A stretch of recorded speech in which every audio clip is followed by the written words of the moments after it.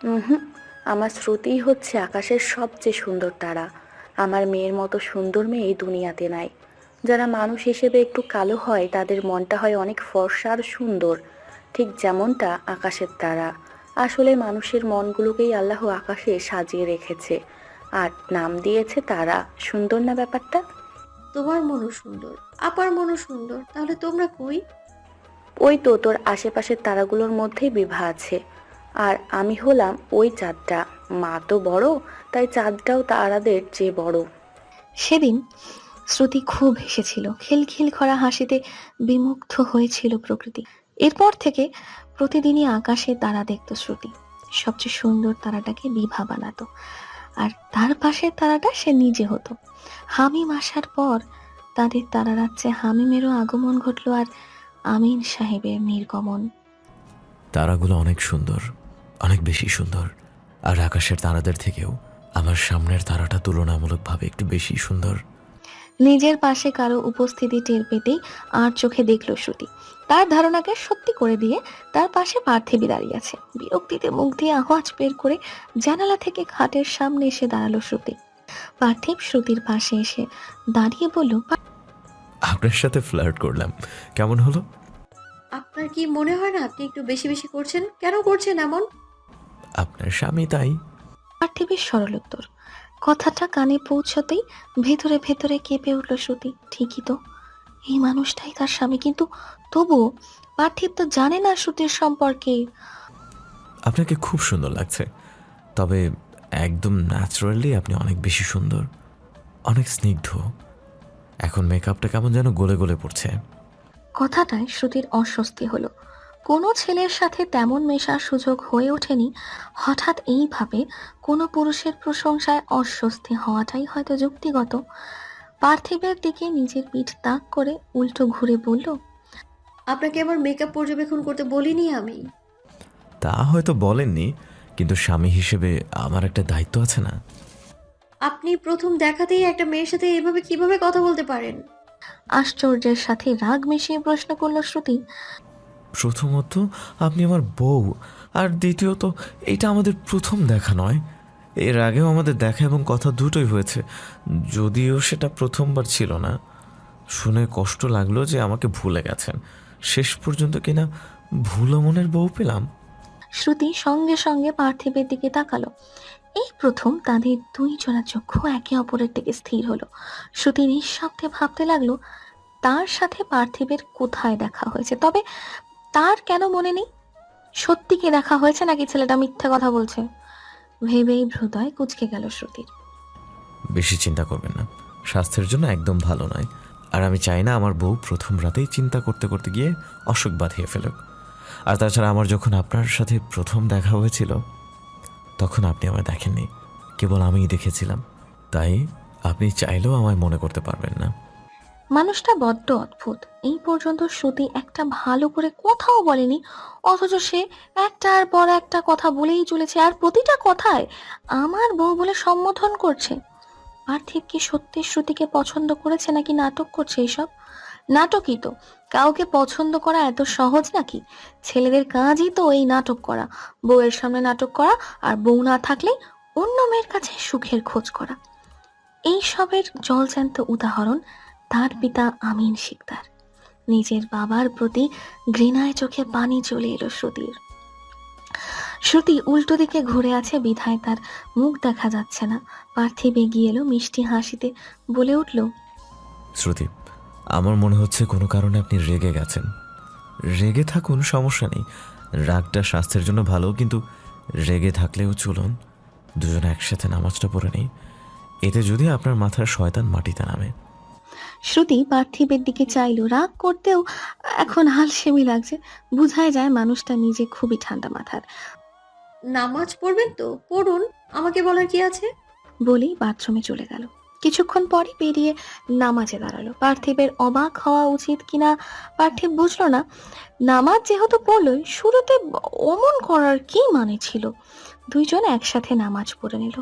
নামাজে শ্রুতির একমাত্র দোয়া তার আপা আর তার ভাই যেন ভালো থাকে, খুশি থাকে। অপরদিকে পার্থিবের দোয়া তাদের বিবাহিত জীবন যেন বরকতময় হয়। রাত অনেক হয়েছে, ঘুমানো উচিত। শ্রুতি জানিয়েছে সে এত ফুলের মাঝে কিছুতেই ঘুমাতে পারবে না। পার্থিব তাই তা পরিষ্কার করতে নেমে গেছে। শ্রুতি নিজেই করতে নিলে পার্থিব বলল, দেখুন, আপনি আমার বউ, এটা ঠিক, এই ঘর আমাদের, এটাও ঠিক, কিন্তু আপনি মন থেকে কিছুই মানেননি। সেই হিসেবে আপনি এখনও মেহমান বউ। যেদিন মন থেকে সব মানবেন সেদিন আপনি হবেন আপন বউ, আর সেদিন আমি আপনাকে কোনো কিছুতেই বাধা দিব না। সে পর্যন্ত আপনি আমার কাছে মেহমান। তাই মেহমান সাহেবা, আপনার সেবায় আমাকে নিয়োজিত হতে দিন।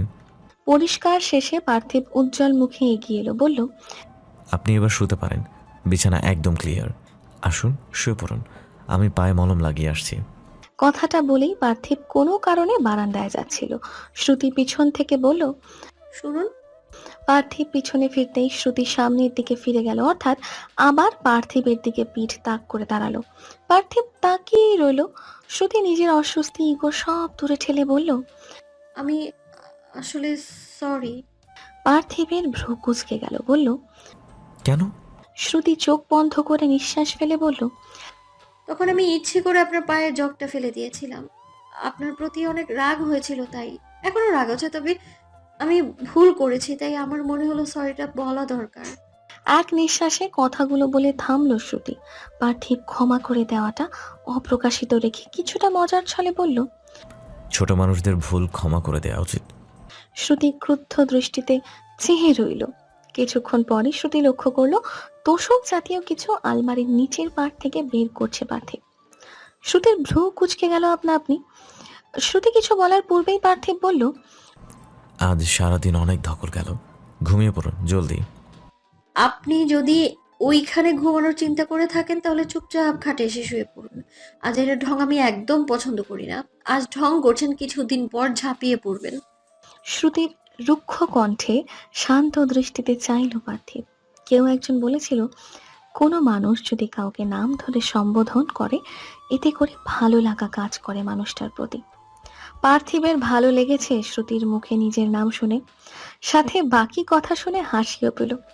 পুরুষদের নিয়ে যত নেগেটিভ ধারণা আছে সব নিজের মনে পুষে রেখেছে। উত্তর দিল, সমস্যা নেই, আমি খাটে ঝাঁপিয়ে পড়লে আপনি না হয় এই তোষকে ঝাঁপিয়ে পড়বেন। আর এই উঁচু তোষকটা এখানেই থাকে, খাটের পাশে। আমার খাটের চেয়ে এই তোষকটা ভীষণ প্রিয়। এখানে শুয়ে আমি আরাম করে বই পড়ি। তবে আজ তো আমার বাসর রাত, রুমের সৌন্দর্য রক্ষার্থে আমার মা এটাকে আলমারিতে ঢুকিয়ে রেখেছিল। তাই এত চিন্তা ছেড়ে শুয়ে পড়ুন। শ্রুতিকে একইভাবে বসে থাকতে দেখে কিছু বলতে উদ্যত হবে, এরই পূর্বে কোনো গুরুত্বপূর্ণ কাজ মনে পড়ে গেছে এমন ভাবে উঠে দাঁড়ালো। আলমারি থেকে একটা খাম এগিয়ে দিল। শ্রুতি সেদিকে তাকিয়ে রইল। পার্থিব বলল, আমার বউকে ছোঁয়ার শর্ত পূরণ করলাম। শ্রুতির মুখটা কিছুটা ভরকে গেলে পার্থিব হেসে দিল। তার বউ দেখি সত্যি অনেক বোকা। পার্থিব এগিয়ে শ্রুতির কপালে চুল দুই হাত দিয়ে সরিয়ে মাথায় হাত রাখলো। মুহূর্তের মধ্যেই শরীরে যেন ঝংকার তুলে দিল শ্রুতির। চোখের কোণে জমা হলো কিছু বিন্দু বিন্দু ভাসা পানি। পার্থিবের মাথায় হাত রাখাতে হঠাৎ মনে হলো যে এর যে ভরসার আর কিছু হতে পারে না। আর পার্থিব গিয়ে শুয়ে পড়ল সরু তোষকে, কপালে হাত দিয়ে ঘুমানোর চেষ্টা করলো। শ্রুতি অন্যদিকে ঘুরে রইল। এইসব কি স্বপ্ন নাকি বাস্তব? কিছুক্ষণ পরে পার্থিবের গলা ভেসে এলো, শ্রুতি, বলুন। আপনি বলেছিলেন বিয়ে মানে অর্থের বিনিময়ে যৌন, তা? ভুল কিছু বলিনি, ঠিকই বলেছি। এবার পার্থিবের গলা পাওয়া গেল না। কিছুক্ষণ পর পার্থিব বলল, আমার কাছে বিয়ে মানে আত্মার বিনিময়ে আত্মা। আমাদের হবে আত্মার সম্পর্ক, আপনি দেখে নিয়েন। খাটের পাশেই ফোমের তোষক জাতীয় কিছুতে আরামে ঘুমাচ্ছে পার্থিব। দৃশ্যটা সুন্দর, আরামপ্রিয় দৃশ্য। হিম বাতাস ছুঁয়ে দিচ্ছে গা। তার দরুন পার্থিবের শরীরে পাতলা এক চাদর, যা তার ঘুমকে আরো গভীর ও আরামদায়ক করে তুলছে। সেদিকেই শ্রুতির নিষ্প্রভ দৃষ্টি। লোকটা কি সুন্দর ঘুমাচ্ছে, অথচ তার কোনো কার্যকলাপ শ্রুতির উপর প্রভাব ফেলছে না। এক দৃষ্টিতে শুধু ভেবে চলেছে হামিম কি করছে। বিদায় বেলায় হামিমের দেখা পায়নি শ্রুতি বিভা। ছেলেটা কোথায় ছিল কে জানে। হতে পারে তার ভাই শারীরিক মানসিক কোনো দিক দিয়েই সম্পূর্ণ সুস্থ নয়, কিন্তু তার ভাই তো তার বোনেদের চেনে, ভালোবাসে। হামিমের দুনিয়া বলতেই বিভা আর শ্রুতি। আজ তারা দূরে সরে গেল। কি করছে তার ভাই। ছোটবেলায় তাহিরার পেটে যখন হামিম ছিল তখন অন্য মানুষেরা বলতো শ্রুতির বোন হবে। কথাটা মুহূর্তের মধ্যে গায়ে জ্বলন ধরানোর কাজ করত। শ্রুতি রেগে মুখ ফুলিয়ে সকলকে বলে দিত, আপনি আর আমাদের বাড়িতে আসবেন না। জানালার গ্রিলে মাথা ঠেকিয়ে আকাশের তারাগুলো দেখায় মনোনিবেশ করলো শ্রুতি। সারা আকাশ জুড়ে তারা, কেবলমাত্র এক জায়গাতেই তিনটে তারা, বিভা, শ্রুতি আর হামিম। অধর প্রশস্ত করে হাসল শ্রুতি। এর থেকে সুন্দর দৃশ্য আর হতে পারে না। কাল একটু ক্লান্ত ছিলাম, তাই জলদি ঘুমিয়ে পড়েছি। আপনি বোরিং ফিল করেননি তো? আপনার এত উদ্বিগ্ন হবার মতো কি হলো? ঘুম পেয়েছে, ঘুমিয়ে গেছেন। এখানে এমন করে কৈফিয়ত দেওয়ার মতো তো কিছু হয়নি। আমি কি কিছু জিজ্ঞেস করেছি আপনাকে? পার্থিবের মনও ক্ষুণ্ণ হলো কিছুটা। শ্রুতির কাছে এমন ব্যবহার সে আশা করেনি, আবার ভালো ব্যবহারও আশা করেনি। আচ্ছা, শ্রুতি কি ওই সামান্য ব্যাপার নিয়ে এখনো রাগান্বিত? যদিও অমতে বিয়ে করাটা স্বাভাবিক ব্যাপার নয়, তবুও বিয়ে তো হয়ে গেছে, এখনো রেগে থাকবে? শ্রুতি খাটে বসে আছে। পার্থিব শ্রুতির সাথে কথা বলার প্রসঙ্গ খুঁজল, ভালো কোনো প্রসঙ্গ পাওয়া গেল না। আপনি কি আমার উপর কোনো কারণে রেগে আছেন শ্রুতি? সেটা আপনার না জানলেও চলবে। প্লিজ আমাকে আমার মতো থাকতে দিন। পার্থিব, স্মৃতি, নিচে যাবি কখন? ব্রেকফাস্ট করতে হবে তো, দুজনে জলদি নিচে আয়। বলেই তানহা বেগম চলে গেলেন। শ্রুতি সেদিকে তাকিয়ে কিছু একটা ভেবেই পার্থিবের সামনে এসে দাঁড়ালো। অশ্রু ভাষা চোখে অনুরোধ করে বলল, আপনি আমায় হেল্প করবেন? নিজের ঠোঁটের হাসিটুকুর রেশ গলায় মাখিয়ে বলল, শুধু একবার বলে দেখুন। আমি আমার ভাইয়ের সাথে কথা বলতে চাই। পার্থিব বুঝতে পারল শ্রুতির মনের অবস্থা। তবে এটা ভেবে বেশ অবাক হলো যে শ্রুতির ভাই আছে। শ্রুতির ভাই সম্পর্কে কিছু জানে না পার্থিব। কই, বিয়ের দিনও তো সে দেখলো না। কই ছিল তার ভাই? কথার মাঝেই প্রভা প্রত্যাশার আগমন। ভাবি, সারাদিন আমার হ্যান্ডসাম ভাইয়ের সাথেই থাকলে হবে? খাবার খাবে কখন? বলেই নিজের চোখের চশমাটা ঠিক করলো প্রভা। হঠাৎ কারো কথায় চমকে উঠল শ্রুতি। তাদের কথা কানে পৌঁছাতে পারল না শ্রুতি, তার আগেই প্রভা প্রত্যাশা দুইজন মিলে শ্রুতির দুই হাত ধরে নিয়ে যেতে লাগলো। শ্রুতি পিছন ঘুরে ব্যাকুল দৃষ্টিতে চাইল। পার্থিব নিজের চোখের পলক ফেলে আশ্বস্ত করলো শ্রুতিকে। খেতে গিয়েও ফ্যাসাতে পড়লো শ্রুতি। সে বোঝে না তার চারপাশে ঝামেলাগুলো এমন করে ওত পেতে থাকে কেন। তার পাতে দেওয়া হয়েছে ইলিশ মাছের টুকরো আর ভাত, অথচ সে জীবনেও নিজে বেছে খায়নি মাছ। অন্য মাছ খেলেও সে ইলিশ মাছ খায় না। খায় না বলতে কাঁটা বাছতে তার ভালো লাগে না। ওই বাড়িতে তো ইলিশ মাছ রান্না হলে সেদিন বিভা নিজে মাছ বেছে হামিম আর তাকে খাইয়ে দিত, কিন্তু এখানে তো বিভা নেই, হামিম নেই, কেউ নেই। ভাবতেই গলায় ব্যথা হতে লাগলো শ্রুতির। প্লেটের দিকে তাকিয়ে একদলা সাদা ভাত মুখে পুরে নিল সে, আনমনে চিবোতে লাগলো। এ কি, তুমি মাছ খাচ্ছ না কেন?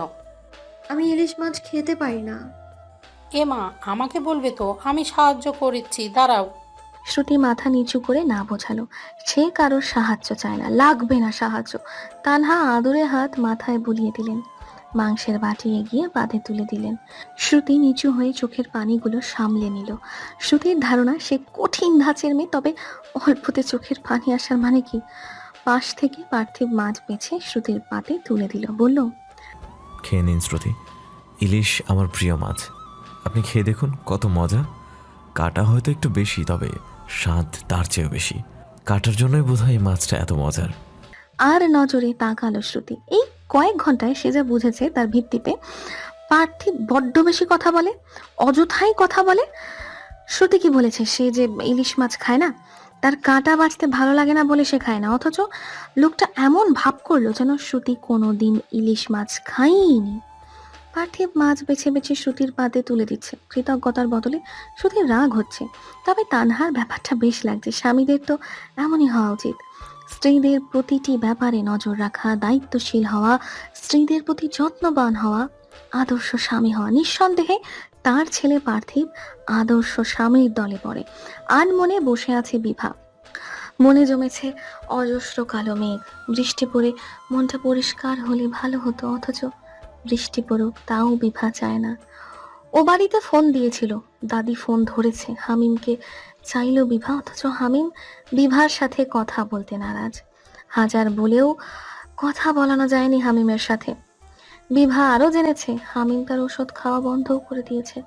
খিদে পেলে ভাত খায় নিজে হাতে, অথচ ঔষধ খায় না। দাদি ঔষধের কথা বললে অযথাই চিল্লা পাল্লা করে।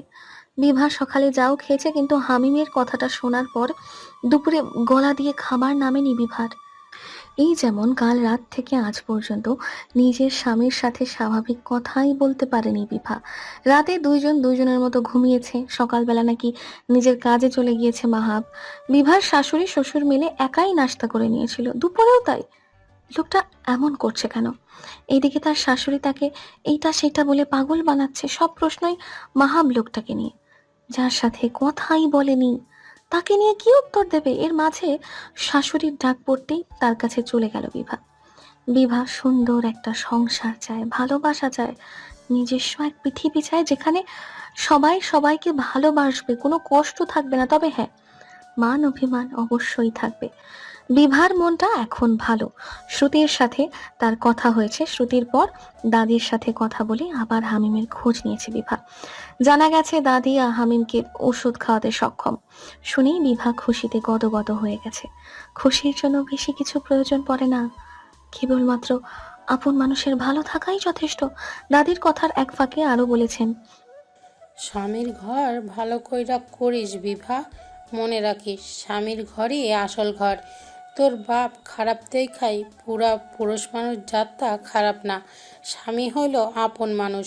পৃথিবীতে স্বামীর থাকে আপন কেউ নাই, তাই তারে মাইনা চলবি, খুশি রাখার চেষ্টা করবি, আর বহুত ভালোবাসবি। বুঝলি ছেমরি? বুঝেছি। দাদি এইসব না বললেও বিভা শুনতো। অকারণে মানুষকে কষ্ট দেওয়া তার পছন্দ না। বিয়ে যেহেতু হয়েছে, সংসারও হবে, তার জন্য অন্য মানুষেরা কেন কষ্ট পাবে? দাদির কথায় কি ছিল বিভা জানে না, তবে অদৃশ্য কোনো কারণে নিজের স্বামীর জন্য টান অনুভব করছে সে। তার আপনজনদের তালিকা সীমিত, কিন্তু বিভার ইচ্ছে সে তার আপনজনদের তালিকা বৃদ্ধি করবে। নিজের ভাবনায় নিজেই হেসে উঠল বিভা। তার মুচকি হাসিটা সুন্দর, মলিন হাসি, তবে ভীষণ সুন্দর। তানহার দৌড়াদৌড়ির শেষ নেই। সকাল থেকেই সকল কাজ ত্বরান্বিত ভঙ্গিমায় করছে সে। এক একবার করে এক এক দল আসছে বউ দেখতে। সবার সাথে আন্তরিকতার সাথে কথা বলতে হচ্ছে তাকে। এক দল যায় তো কিছুক্ষণের মধ্যেই অন্য দল এসে হাজির। সবাইকে আবার সঠিকভাবে আপ্যায়নও করতে হচ্ছে। একা পেরে ওঠা যাচ্ছে না। অন্যরাও নিজেদের মতো নানা কাজে ব্যস্ত। কি আর করার, ছেলে যখন বিয়ে দিয়েছে, বউ দেখতে তো মানুষ আসবেই। পাতিল থেকে হরেক রকম পিঠে তুলে নিলেন প্লেটে। অতিথিদের সামনে প্রদানের জন্য উদ্যত হলেন তানহা।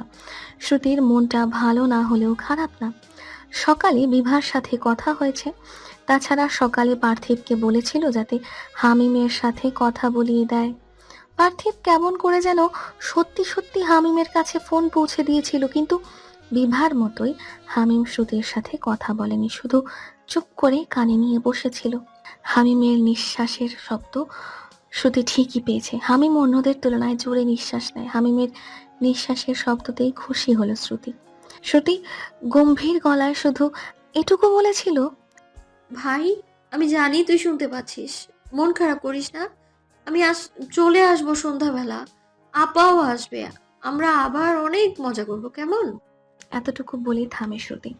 আবারও বলতে শুরু করে, আমার ভাই যদি তার আপাদের ভালোবাসে, তাহলে যেন সে সকালের নাস্তা, দুপুরের খাবার সব ঠিক মতো খেয়ে নেয়, ঠিক আছে? হামিম কিছু বলেনি, ফোন কেটে দিয়েছে। এতে অবশ্য শ্রুতি কিছু মনে করেনি, কারণ সে জানে হামিম অভিমানী। তার ধারণা তাকে কেউ ভালোবাসে না, অথচ সে জানেই না তার দুই বোন তাকে কতটা ভালোবাসে, নিজের পৃথিবী মানে। 1.5 ঘন্টা ধরে একইভাবে বসে আছে শ্রুতি। প্রতিবেশীরা আসছে আর তাকে দেখে নানান রকম প্রশংসাসূচক বাক্য বলে বিদায় নিচ্ছে। সম্ভবত এরা এই বিল্ডিং এরই মানুষজন। তার শ্বশুর বাড়ি 11 তলার এক বিল্ডিং। প্রথম, দ্বিতীয়, তৃতীয়, চতুর্থ তলার ফ্ল্যাটগুলো মিলেই তার শ্বশুর বাড়ি। সে এখন 2য় তলায় অবস্থান করছে। তাকে ঘিরে আছে নানান মানুষজন। এখন অবশ্য তেমন ভিড় নেই, তবে শ্রুতি আশঙ্কা করছে কিছুক্ষণের মধ্যেই আবার ভিড় জমবে, অর্থাৎ